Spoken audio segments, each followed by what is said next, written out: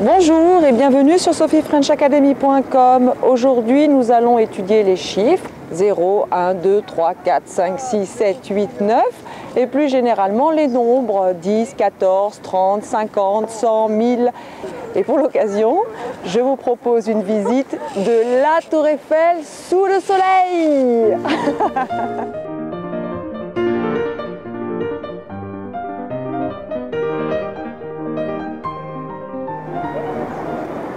La Tour Eiffel a été construite pour l'exposition universelle de 1889.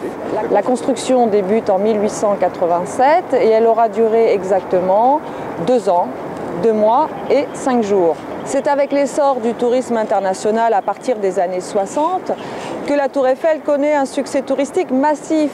Aujourd'hui, actuellement, elle accueille plus de 6 millions de touristes chaque année.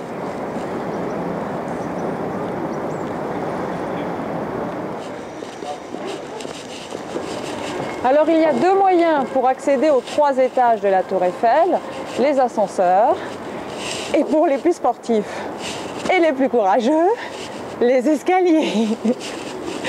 Je ne vous dis pas le nombre de marches pour ne pas vous décourager.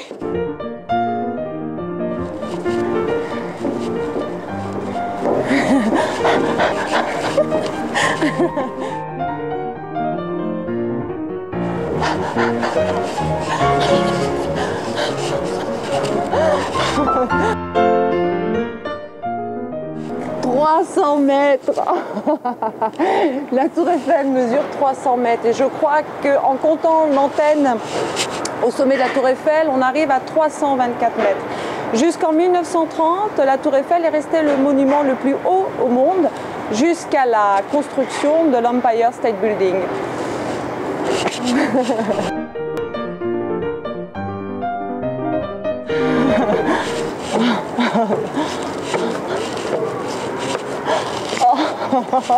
Oh, j'en peux plus, il me reste encore un étage à monter.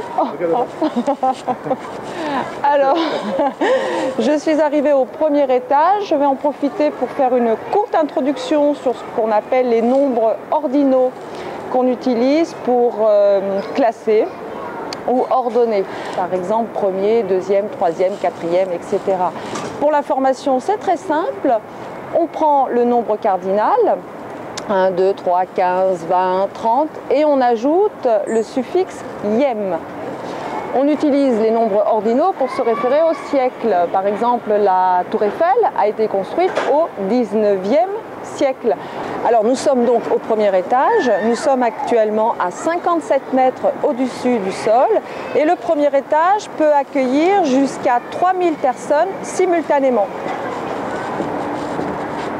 Une galerie circulaire fait le tour du premier étage et permet d'avoir une vue à 360 degrés sur Paris.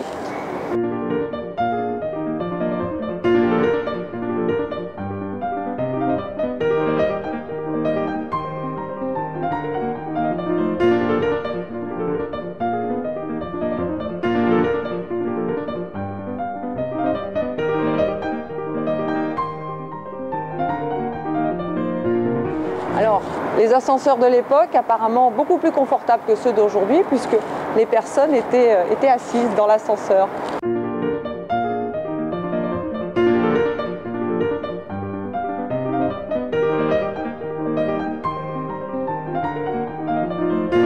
Allez, maintenant en route pour le deuxième étage.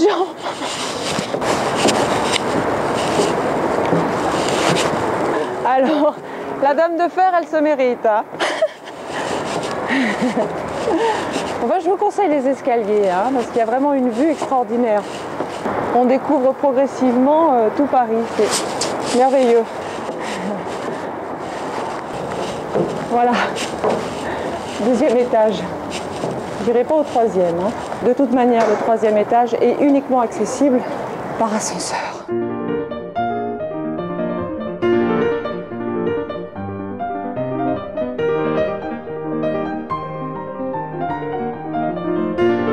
Alors nous sommes donc maintenant au deuxième étage, nous sommes à 115 mètres au-dessus du sol et cet étage peut supporter jusqu'à 1600 personnes simultanément.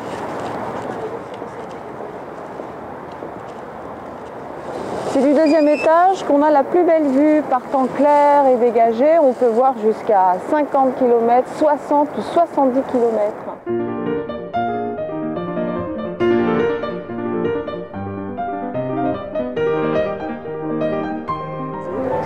Alors je profite d'être au deuxième étage pour vous expliquer la différence entre le mot second et le mot deuxième. Alors on utilise le mot second quand il y a seulement deux éléments à ordonner ou à classer. Si la tour Eiffel avait seulement deux étages, on dirait le premier étage et le second étage. On utilise le mot deuxième quand il y a plus de deux éléments à comparer.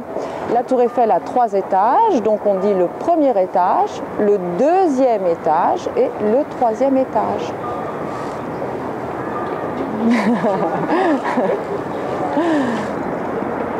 La tour Eiffel devait être démolie après l'exposition universelle de 1889. Gustave Eiffel, qui voulait absolument éviter sa démolition, a tout fait pour attirer des scientifiques. Au troisième étage, des laboratoires d'astronomie, météorologique, physique ont été installés. En 1901, un paratonnerre et une antenne radio ont été installés au sommet de la tour Eiffel, si bien que la tour Eiffel, reconnue d'utilité publique, a échappé de justesse à la démolition.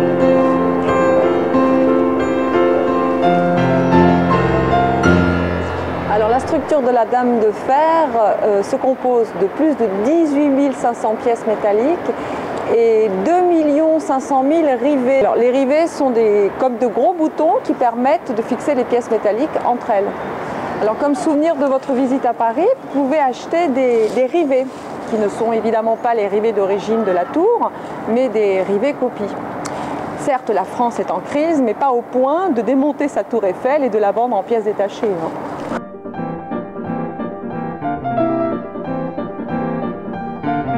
Voilà, la leçon est terminée pour aujourd'hui. J'espère que la visite vous a plu. Je me dépêche. Je prends le bateau-mouche pour une petite croisière sur la Seine. À bientôt!